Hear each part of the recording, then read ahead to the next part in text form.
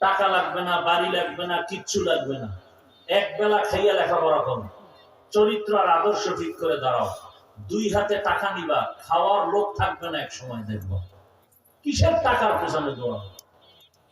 গোটা দুনিয়ার কোটি কোটি হাজার কোটি টাকা তোমার পায়ের নিচে এসে চুম্বন করবে, স্যার কত কোটি চান তা কাজ করে দেবে।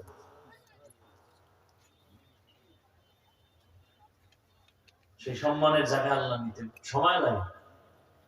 হাদির বয়স কত? চিন্তা করা যায় কোন? বলতে চাই না এই সমস্ত কথা, কারণ আপনারা তো জানেন।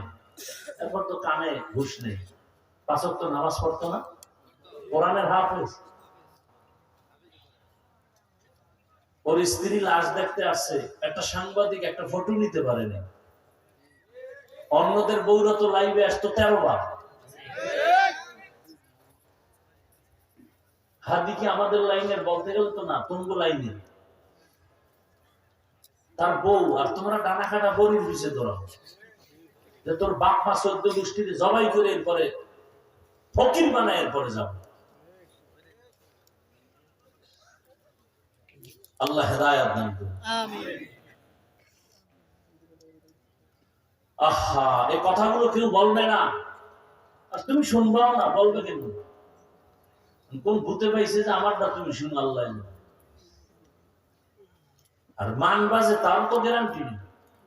মোনাজাতের পরই বিড়ি, বেলুন কিছে বেলুন, আর একজনে প্লাস্টিকের মাছ, গান গাইতে গাইতে বাড়ি যায়। বউকা কি পাইছো? আছে পাইছে মোনাজাতে বেলুন কবুল হয়ে গেছে।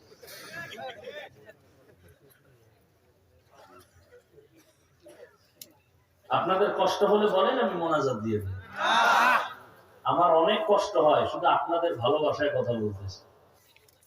কিছু মানুষ আছে, ওই যে বয়ান তো করতেছি মানুষ নিয়ে, এই জায়গাটা কি নেই, ঠিক নেই, ভিতরটা কি নাই, ঠিক না।